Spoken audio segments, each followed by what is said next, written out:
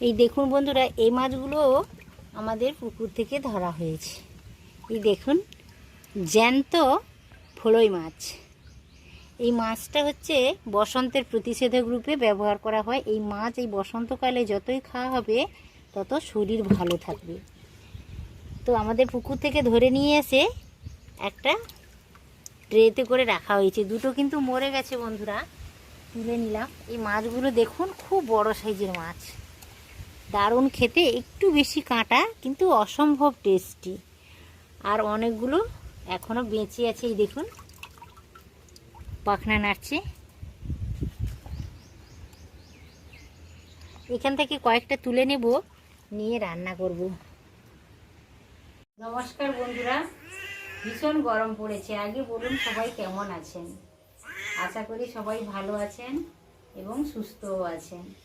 আজ যে ভিডিওটা করার জন্য হাজির হয়ে গেছি বন্ধুরা, আমি মাছটা ধরা আপনাদের দেখিয়েছিলাম। আমাদের পুকুরেরই মাছ ধরা হয়েছে মাঠ পুকুর থেকে। এই দেখুন, এই মাছটা হচ্ছে ফলই মাছ। এই মাছটা একটু বেশি কাঁটাযুক্ত, কিন্তু খেতে ভীষণ টেস্টি। আর এই মাছটা ভীষণ উপকারী মাছ একটা। তো যদিও বসন্তকাল চলে গেছে, গ্রীষ্মকাল চলে এসছে, এখন বৈশাখ মাস চলছে, এপ্রিল মাস চলছে। তো এই মাছটা যদি এই বসন্তকালে বা এই গরমের সময় খাওয়া হয়, তাহলে কিন্তু বসন্তের হাত থেকে অনেকটাই রেহাই পাওয়া যায়। সব ডাক্তাররাই বলেন, যেমন নিম ফুল আর সজনে পাতা, সজনে ফুল, সজনে ডাঁটা, যেরকম বসন্তের প্রতিষেধক হিসেবে এগুলো ব্যবহার হয়, এই ফলই মাছটাও ডাক্তাররা বলে থাকেন যে এই ফলই মাছ যদি যত বেশি বেশি করে খাওয়া যায় এই কালে, এই সময়, তাহলে বসন্ত, যাকে আমরা পক্স বলি, ওটার হাত থেকে অনেকটাই রেহাই পাওয়া যায়। তো বন্ধুরা, হাতের কাছে যদি পেয়ে থাকেন তাহলে অবশ্য আমি যেইভাবে রান্না করব সেইভাবে করে দেখুন, আপনাদের সকলের ভালো লাগবে, উপকারও পাবেন। ভিডিওটা শুরু থেকে শেষ পর্যন্ত দেখতে থাকুন। গঙ্গাসাগরের বনেদি রান্না ও পরিবেশ ইউটিউব চ্যানেলে সবাইকে আমি স্বাগত জানিয়ে নতুন একটা ভিডিও শুরু করতে। মাছটাতে বেশ ভালো করে লবণ হলুদ মাখিয়ে নেব। লবণটা দিয়ে দিয়েছি, এবার হলুদটা দিয়ে দিলাম। একটু ঘষে ঘষে ভালো করে লবণ হলুদটা মাখিয়ে নেব। তো বেশ ভালো করে লবণ হলুদটা মাখিয়ে নিলাম। আর একেবারে হালকা তেল মশলাতে রান্নাটা করব। তো আপনারা চাইলে একটু বেশি তেল মশলা দিয়েও রান্নাটা করতে পারেন, কিন্তু আমি একেবারেই হালকা তেল মশলাতে রান্নাটা করব। উপকারিতা বজায় রেখে রান্নাটা করব। একটা বড় সাইজের পেঁয়াজ আমি গ্রেট করে নিয়েছি, 3টা কাঁচা লঙ্কা একেবারে চিড়ে নিয়েছি, আর একটা মাঝারি সাইজের টমেটোর হাফ কেটে নিয়েছি, আর অল্প 1 মুঠোরও কম ধনে পাতা নিয়েছি। ধনে পাতাটা যদি হাতের কাছে থাকে দেবেন, না থাকলে কোনো অসুবিধা নেই। 4 রকমের গুঁড়ো নিয়েছি। হলুদ গুঁড়ো নিয়েছি, একেবারে অল্প নিয়েছি, আর ঝালের জন্য লঙ্কা গুঁড়োটা আধা চামচেরও কম নিয়েছি, আর আধা চামচ নিয়েছি ধনে গুঁড়ো, আধা চামচ নিয়েছি জিরে গুঁড়ো। লঙ্কার পরিমাণটা আপনাদের পছন্দ মতো ব্যবহার করবেন। প্রিপারেশন রেডি হয়ে গেছে। উনানে একটা কড়াই বসিয়ে দিয়েছি। এবার মাছগুলো ভেজে নেওয়ার জন্য তেল দিয়ে দিলাম। তেল থেকে ধোঁয়া বেরোতে শুরু করেছে, সমান তেল একেবারে গরম হয়ে গেছে। মাছগুলো আস্তে আস্তে করে ভেজে নেওয়ার জন্য তুলে দিলাম। অল্প অল্প করে মাছ ভাজবো, একসাথে সব মাছ দেওয়ার কোনো প্রয়োজন নেই।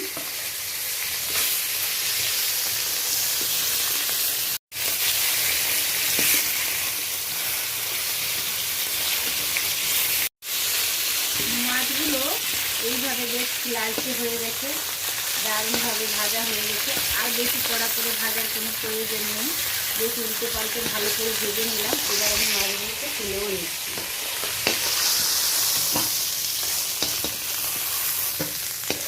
হয়ে গেছে, বেশ লালচে করে সব মাছগুলোকে আমি ভেজে নিয়েছি। এবার রান্নাটা করার জন্য কড়াইতে সরষের তেল দিয়ে দিলাম। ছোট চামচের 1 চামচ আমি কালো জিরে দিলাম।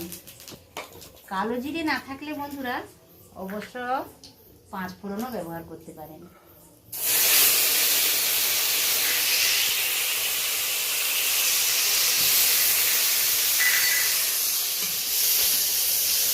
কালো জিরে দেওয়ার পরে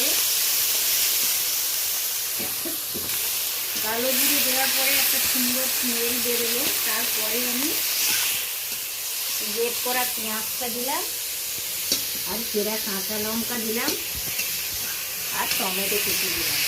দিয়ে বেশ ভালো করে নাড়াচাড়া করে নিচ্ছি। কাঁচা ভাতটা যত সময়টা চলে যাচ্ছে তত সময় বেশ ভালো করে নাড়াচাড়া করে নেব।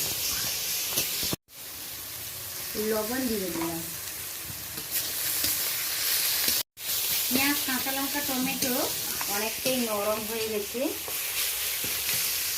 এই পর্যায়ে বন্ধুরা আধা চামচ আমি আদা বাটা দিয়ে দিলাম। আদাটা বেশ ভালো করে নাড়াচাড়া করে নেব।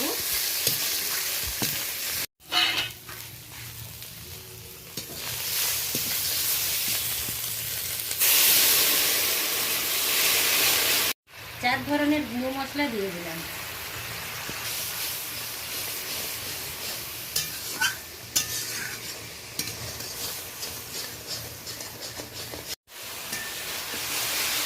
মশলাটা তেল ছেড়ে দিয়েছে, ভালোভাবে কষানো হয়ে গেছে। এই পর্যায়ে কিন্তু আমি গরম করে রাখা জলটা অ্যাড করলাম। খুব একটা বেশি জলের প্রয়োজন নেই, তরকারিটা একটু মাখো মাখো হবে, খুব একটা ঝোল থাকবে না। তরকারিটা বেশ ভালোভাবে ফুটে গেছে।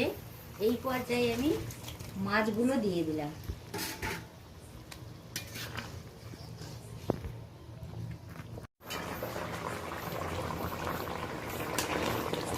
হালকা করে একটু নাড়াচাড়া করে নিলাম। তরকারিটা অনেকটাই হয়ে গেছে, আর অল্প একটু পরে আমি নামিয়ে নেব। তার আগে কিন্তু বন্ধুরা ধনে পাতাটা দিয়ে দেব। ধনে পাতা যদি হাতের কাছে থাকে তাহলে দেবেন, কারণ ধনে পাতা তরকারির টেস্টকে অনেকটাই বাড়িয়ে দেয়। আর না যদি থাকে কোনো অসুবিধে নেই। প্রচুর গরমে রান্না করতে বন্ধুরা একেবারে ঘেমে একাকার অবস্থা। তো রান্নাটা একেবারে কমপ্লিট হয়ে গেছে। একটা পাত্রে ঢেলেও নিয়েছি।